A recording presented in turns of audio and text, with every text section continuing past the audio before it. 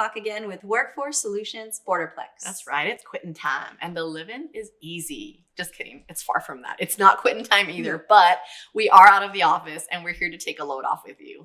To talk about, switching gears this season so that the living is easy. Some of us can still drive standard. And life shouldn't be that hard. And as the holidays approach, you might be an autopilot, but we know your to-do list and schedule. It keeps getting busier, just like ours.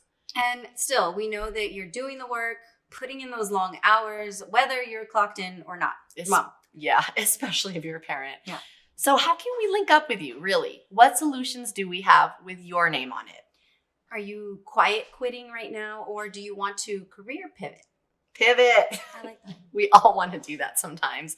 Do you need a village and childcare support? Do you need to refresh some skills or get back to work? Well, we have all of that and more. If you don't believe us, then check out Chuck Your Fave in action. You're fired! I can't believe this after all these years.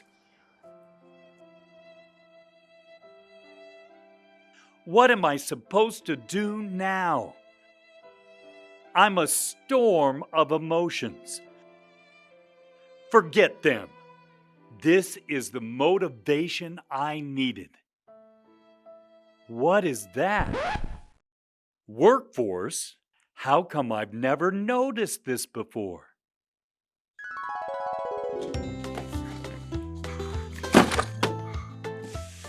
Hola, amigo.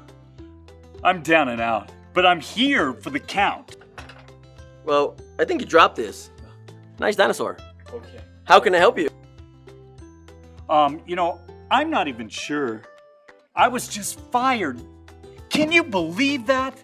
After all these years, I'm not even sure what to do next.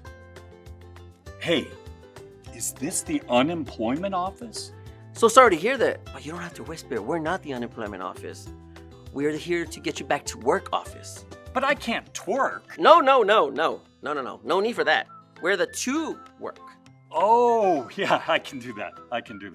I just don't even know where to start. Do you, Dave? Oh, it's been a long time since I've had to update my resume, interview, and do all that. I mean, it's been a long time. No worries, Chuck. We got you. Let's start from the top, find you a solution, and get you back to work. But not just any work, something you want to do and at your own terms. Wow, you do all this here at Workforce? Pues claro que sí. That's why Solution is our middle name. We like to help anyone and everyone level up with such things as resume refreshers, continuing education, job search, job training, childcare services. Wow, awesome! I could just kiss you right now. But I won't. I would do it in a bro-like way. Flattered, but no, please don't do that. Let's just get you started, Chuck. Yeah. Awesome. First, we need to create a Work in Texas profile. Next, let's take a look at your resume. Oh yeah, this needs some work. We've got you. Then we'll hook you up with a career navigator. Oh, hey, that is cool. Oh, Alice, a tamale. I cannot thank you all enough. I'm ready for my comeback tour. Chuck, you got this. I do. I got this. I really got this.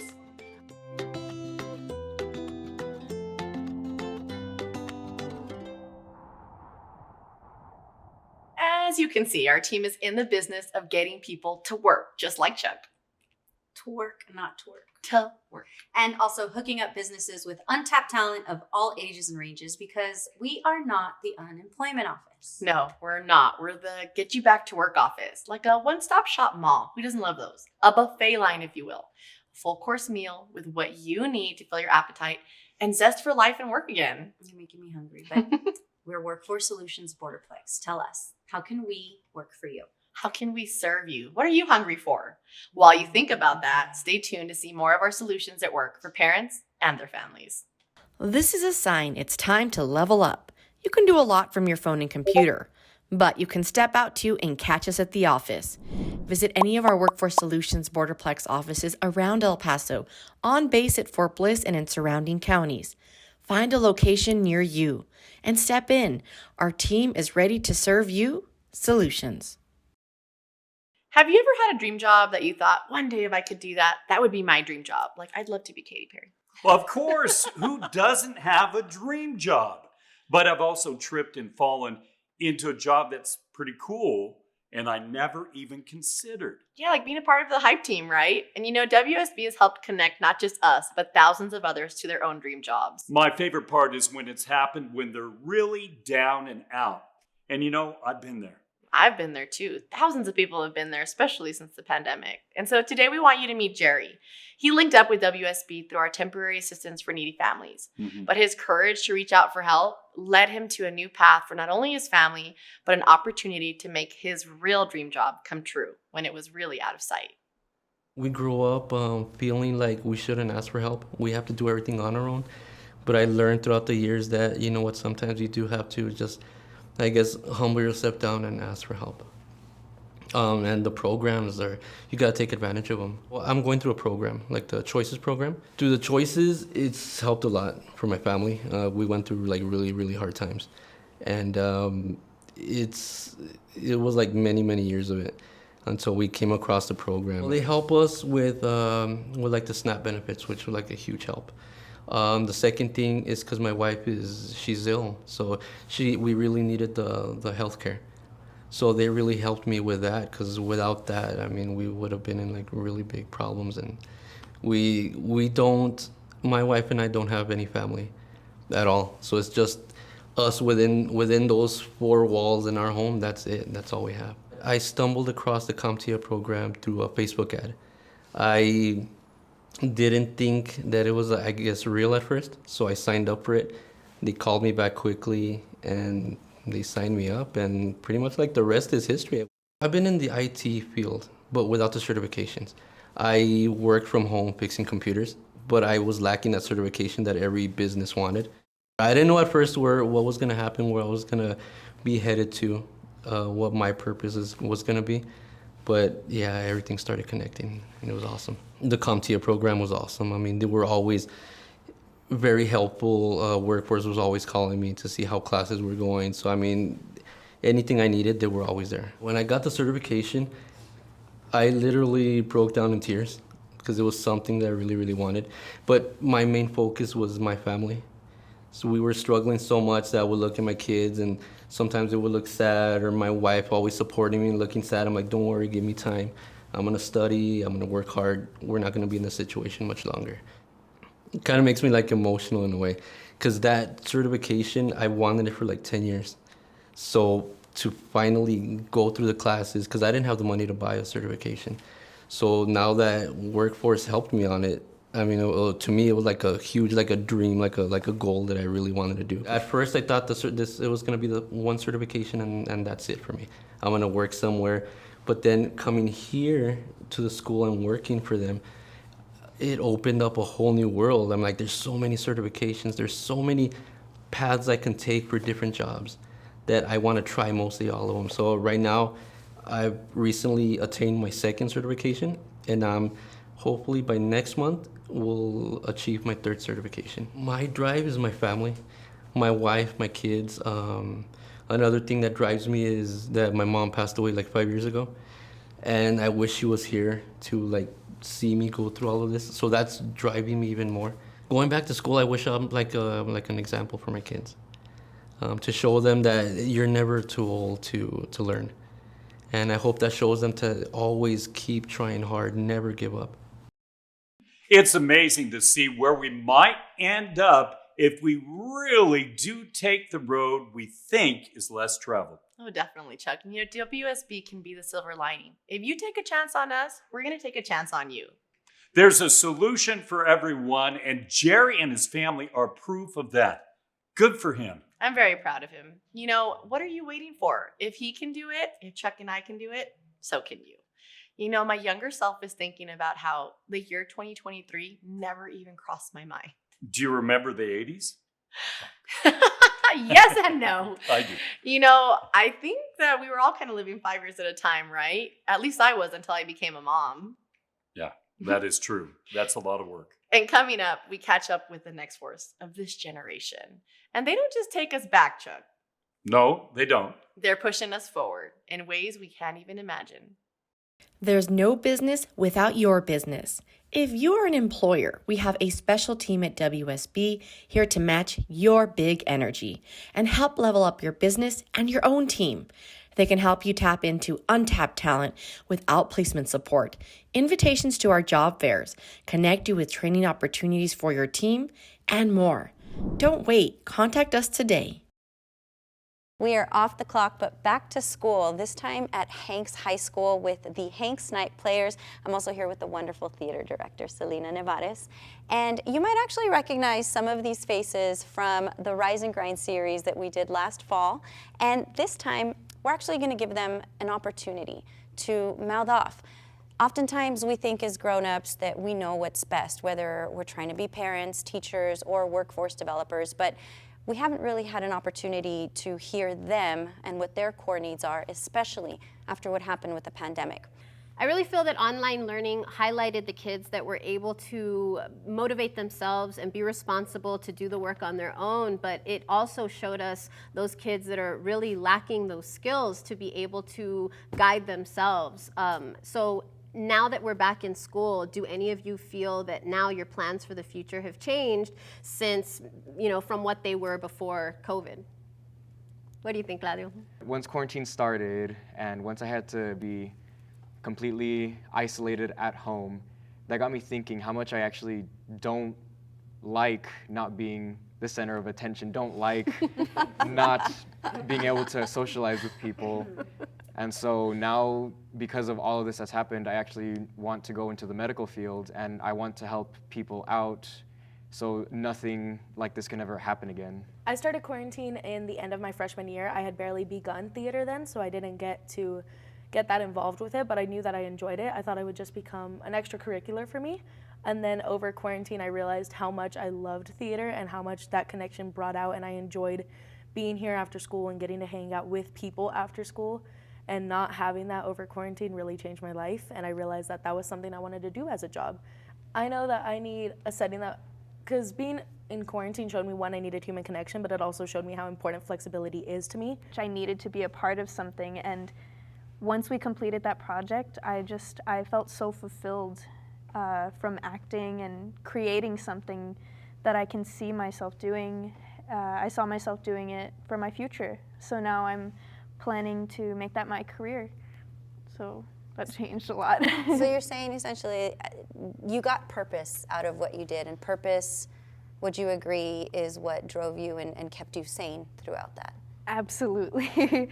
One thing that I think we learned is how important it is for these kids to find something that they're passionate about before we start asking them what they're planning to do with their careers. There are a lot of different things that you can do nowadays, and I think if you try hard enough and work hard enough, we can do whatever we set our minds to, I feel like our generation, especially people from their 20s and people just going into the workforce, have noticed a lot that if someone's not valuing you as an employee, then it's not really worth it to work for them, because the more often that jobs show you how replaceable you are, which most people are replaceable, but a job showing that really just deters people from working there. Belonging. Mm-hmm. Belonging is huge.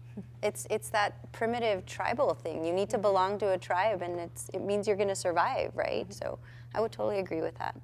That's one of the things that I love the most about this generation is your willingness to do what you want because you want to, and not because somebody's telling you to, or not sticking around somewhere that you feel uncomfortable because you feel like it's going to make you stronger or you have to. Like, I feel like our generation was taught, stick it out, deal with it, suffer. How many times do we have to pull ourselves up by our bootstraps, though? But these kids, like, if you're not happy, find something else. Obviously, Rise and Grind was a set for you all to really not just get your hands on work experience with learning how to produce film, but we also learned a lot about soft skills and what it meant to go into the workforce and into the adulting world. How much of that did you know pre-Rise and Grind? None. 0. I didn't know what soft skills or hard skills were until then.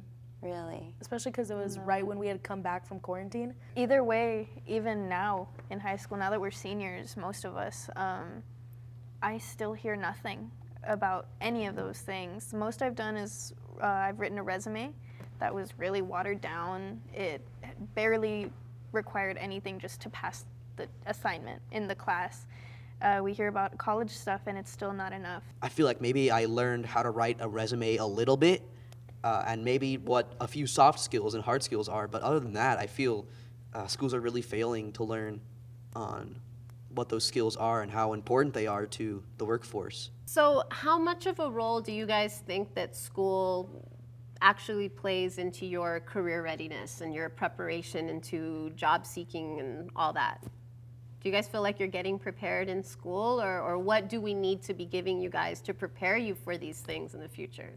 I mean, there are some teachers here that know how to teach and know how to like make us want to learn and help us improve in life. But in all honesty, school does not really play a role in like most of our lives, especially because some teachers don't teach us the things that we need to learn. So I do agree with what Sebastian said to only a certain extent, only because I do know that there are teachers here who genuinely do care about their students, who genuinely do want to help out, but it's just because of not the school itself, but the education system, or just what they're enforcing, is to not go beyond what they have to teach. It's just to teach to a test, and once that test is over, then maybe you can squeeze in 1 or 2 lessons about something you'll actually need for the workforce. But it's really important to know why you're going to use this random algebra lesson in your life, or why you need to know what "the" means in a poem, specifically in life. And the best teachers can really help give those answers and can help you know what that means. I feel like teachers are really there's a pressure put on teachers to just teach the assignments, as we've said multiple times. But there's so many resources out there that so many teenagers especially do not know about, and workforce shows a lot of those to teenagers. We're putting less value into degrees because we're realizing that so much of the people that came before us worked so hard to get that degree and then had nowhere to go with it, and we're realizing that there's so many more options out there. You know, one of the biggest things I feel like I was never taught, and I see a lot online, people joking about, are like taxes. Nobody knows how to do taxes. Yeah, like, they always expect us, the government, to tell us, oh, we need this specific amount of money. We don't. I'm not gonna tell you how much it is, and you need to figure it out. And if you're wrong, you go to jail for life. I have to do my taxes this year, and I have no idea how. I still don't know how to do my taxes. Let's kind of talk about that a little bit. I think that finding out how to act in an interview or what not to say in an interview would be very helpful. I would like to be taught how to be an actual functional adult. Like, people expect you just like when you're out of high school, like just to like click onto it, and I like in high school I'm not even mature enough, like let alone in college. Like, you're 18, fly. Yeah, it's not very fun. What to do if a pipe bursts in your house, like how are you gonna fix that, or who are you gonna call? If there's a leak somewhere in your house and it destroys the electricity, what do you do in that situation? Just certain like minor things that most people don't really know what to do. Like if you get a flat tire, if your engine gives out, just a class that'll help you learn on how to fix certain things like that. I feel like an adulting class should include how to fill out housing forms, how to fill out forms for apartments, how to fill out all types of forms for assistance with your bills, forms for EBT, and up to simple things, how to buy a bus pass. It's up to parents to a certain extent, but not every single kid has a parent that, whether they support them or they even just know in general. I saw one of my friends from Endeavor School had a class they took, which was about how to take care of a baby. They had was really interesting, and I feel like this was a really nice class that honestly is represented, since a lot of people, need to learn how to be parents. Well, no more flower bag babies, I guess, anymore. Good stuff. I love hearing all these things from you guys and hearing a little bit about what you guys want from here. And, you know, we are very limited in our time with you. But I think as educators, the most important thing that we can do to provide for our kids is the desire to learn and to learn how to learn on their own, right? How to do research, how to look things up.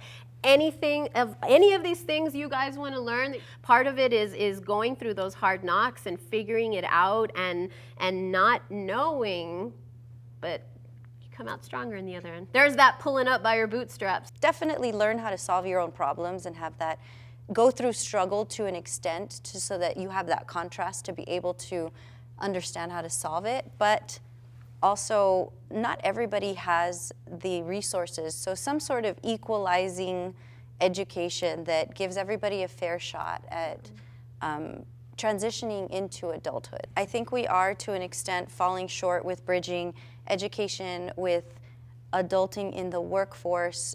Like there is a piece missing there that I know that we could collaborate on. Let workforce and the funding that comes from the Department of Labor jump in and say, yo, we can help you. What can we do to connect these dots? And not forgetting that these students went through something extremely unique in terms of crisis, health-wise, economic-wise, through COVID in the past couple of years. I think it's really important to recognize what strength means to them. Honestly, these kids help me to feel strong every single day. I might not feel it at the beginning of the day, but by the end of the day, when you get through it and you do whatever you're supposed to be done, that's where that sense of accomplishment comes from, and that pride and that motivation to continue and just keep going, because literally failure is not an option. You gotta make it happen. Success has gotta happen. All right, Sebastian, and when's the last time you felt mentally strong? Mentally strong was right now. I mean, you know, not a lot of people get to speak their mind out. But I don't know, these past, few months, I've been able to kind of speak my emotions and speak my mind out. And so, I'm very thankful for that. And, I felt pretty strong since then. I think it's really important to have that time to recuperate and just have some mental health days, Yeah, it made me feel a lot stronger just to be able to rest. So I want to say the last time that I felt really strong, it was right after band. We got into state, which is really awesome that we could do that. But also, I got my science fair to state, and my grades were doing great. So it's just, it was all the stuff that made me feel good, and it felt like I was really successing in everything that I ever wanted to do, and it just made me feel really powerful and strong. I think the last time that I felt strong had to be this summer, because I was doing an internship and also working a part-time job and also helping take care of my grandma on the weekends. And it was really stressful because I have depression and it's not something I hide. And so it was like having to balance my mental health while also balancing a really full schedule. But I felt really cool being able to do all that, and it was really fun. And that concludes our first session of Mouthing Off with the Next Force. Thank you guys so much for doing this with us and being so brave and really opening up to us. And we'll continue to do this throughout the segments. If you want to hear the entire conversation, check out our podcast, Workforce Situation Room. It's on Apple, it's on Spotify, it's on Pandora, or just Google us. So thank you so much. And until next time, thanks again. We appreciate you. Thank you. Bye. Mom, Dad, we know you need more than a village. You need a childcare champ. See how WSB can help your family today. Contact us at 915-887-CARE. Wage World! Wage World! Payday time! Excellent! Woo, woo, woo, woo! Yeah. It's Friday. It's 5:30. It's time to get paid. This is Wage World. I'm your excellent host, Wayne Campos. With me, as always, is Garth. Happy payday, Garth. Happy payday, Wayne. Excellent. All right. So, Garth, I'm so glad we recovered from COVID. But have you ever thought we should get real jobs? You mean this isn't a real job? Well, my mom says it's not. She says I need to grow up and get out. Be an adult. Yeah, right. Well, I've always wanted to be a radiologist. I don't know what that is, but it has radio in it. I like radio. Rock on, Garth. But I think that's radiologist. Remember that 8-day-old burrito you ate last year that made you spew? The radiologist is the dude that saw your insides with that wand. Yeah, what a hurl. It was a bad day. Radio Loges was my hero. All right. Well, according to the hot jobs from Workforce Solutions, they get paid $19.84 per hour. $19.84? That's the year Van Halen released Jump. Woo! $19.84 an hour? No way! Cha-ching! All right, hot jobs. What is a hot job? Is it like working in the sun? Good call, Garth. But no, a hot job is a job that pays more than $15.91 per hour with crazy demand. There's more than 5,000 openings for hot jobs today. Whoa, $15.91 an hour? I can actually live off that wage and not live in my parents' basement anymore. Excellent. There's a lot of other hot jobs, Garth. The highest paying are in medical. They get the big bucks. What do we have to do to make the big bucks? Actually, the lady at Workforce Solutions told me we have cooling jobs. That's excellent because we're cool? Not. Like our jobs are opposite of hot. As if. And guess what? I'm going to go back to that nice lady and she's going to help me become a network specialist. Whoa, what's that? You know how I'm always fixing my parents' technology problems, resetting their Wi-Fi and making sure their email works? Yeah, you missed last week's Led Zeppelin tribute concert because your dad couldn't print. Total drag, man. But since I know my way around a computer, I can make a ton of money as a network specialist. Get this, Garth. $24 an hour. Whoa! We're not worthy! We're not worthy! Well, that's all the time we have today. This rocks, Garth. Hot jobs are hot. I can't wait to be hot. Rage World! Payday time! Excellent! You can find the nice workforce lady at borderplexjobs.com. Different people of different abilities make our workforce stronger and our community better. At WSB, we believe in hiring people, not labels. See how our team can match your talent with a career you deserve. All right, we're finishing off strong with our final segment of Off the Clock. This is one of our best success stories here at WSB. As we sit at the lounge of the Rooftoppers business, I'm here with Ruben and Ruby Maldonado, who are hosting us. Thank you so much for hosting.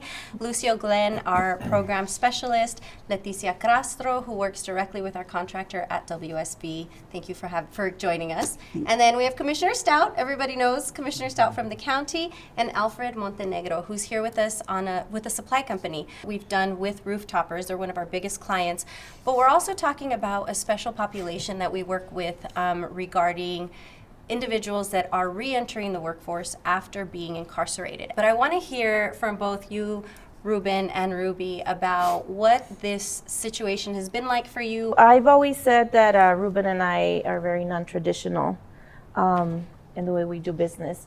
And with the labor shortages that everyone was facing, Ruben and I were kind of brainstorming, how can we get, new talent? Mm-hmm. And fortunately, when we reached out to Workforce, there was already something in the works. It was very good. I felt happy of bringing on board people that have been incarcerated, and I believe they deserve an opportunity.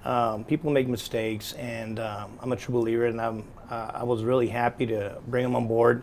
I think for me, sort of the sense of providing hope, not only for a business owner, but also meeting the need of someone who traditionally faces enormous amount of barriers the minute they leave the facility, who are conditioned to go day by day in prison and now having to reintegrate themselves into society. And you get this chance, and it's hope, right? Returning them the right of dignity and getting them back into creating a vision for themselves, right? Can you tell us a little bit about some of the workers that you're now working with, and what are you doing to get them inspired? It brings me joy to see that now they're trying to change their life. We always try to create this family kind of oriented atmosphere. I feel this joy coming in and seeing them happy, seeing them laughing or joking around with each other. I've had family in the justice system, and I wish that he would have had somebody give him an opportunity instead of just labeling him. Mm-hmm. Unfortunately, he died of COVID, but he spent most of his life in the jail system. I wish that it would have been different for him. We're up against a conditioning, but you two have found a way, and very likely because you have a similar perspective, having that experience with your family member, to deprogram that, to uninstall that conditioning, which is a very unique, I call it talent, a skill that you can do as business owners, as employers, which is something that we can encourage. And I thank employers such as yourselves for giving them an opportunity. I have job seekers who come in and say, you know what, I paid my dues, I did the time, but they won't forgive us. They don't give us a chance or an opportunity for a job, and they get discouraged. I even had a job seeker who told me, you know what, I'm just gonna go back there and do what I do best so that I can get inside, because at least I can get 3 square meals. So it takes a lot of talking to them, counseling them, come down, listen, this is what we're gonna do. I'm gonna give you some referrals. Let me call an employer that I know, easing it for them because they have it really rough. And these are economic development metrics that we really don't talk about often, which is compassion, dignity, treating people like humans, and the idea of a second chance. So going into economic development, typically we look at supply, demand, we look at those types of things, right, Commissioner? What do you see as other resources that can contribute to these unlikely metrics and some other things that will help business expansion for businesses like Rooftoppers or anyone else that might be interested in supporting these populations? The county is very involved in economic development, but we are also involved in the justice system, right? 70% of the county's budget is spent on the courts and on the sheriff's department in the jail, right? So we try to look for efficiencies and ways to keep costs low. And one of the best ways to keep costs low is to have less people in the jail. I mean, apart from the humanistic side and the humanitarian side, right? I mean, I think that we have to remember that these are people, they're not numbers, and they have lives, and they're valuable, and they have values as well, right? It's great to be able to try to save taxpayers money by working on programs that also help societal issues and societal barriers, knock down societal barriers for folks that are coming out of incarceration to gain employment again and to become, the saying is cliche, but become productive member of society again. And because of the labor shortages, there's need for folks to come work, and so hopefully that will be the impetus for more companies like yours to open up their doors to these individuals that fell in difficult times. They've paid their penance, and now we need to make sure that they're supported. I mean, we can't just throw them out on the street and expect them to find a job on their own, to find education on their own, to so a lot of folks deal with mental health and substance abuse disorders. They're homeless right after they get out of jail, and we need to continue to support them as they re-enter society. And man, this is such a great partnership. They each need their own recipe for rehabilitation, right? And we all bring a very special ingredient to that. So it's going to take a lot of collaboration with a lot of partners to make these types of things possible. Thank you to everybody who's opening up their hearts and their minds, and for just doing that. I think that in itself sets the groundwork for some really important work. I think this was a really good flow of conversation, so I appreciate everybody's participation. And if you want to catch the entire episode, the entire conversation, you can head over to our podcast, Workforce Situation Room. We're on Apple Podcasts, we're on Spotify, or you can just go to Buzzsprout and search for us there. But until next time, thank you so much for watching Off the Clock, and we'll see you next month.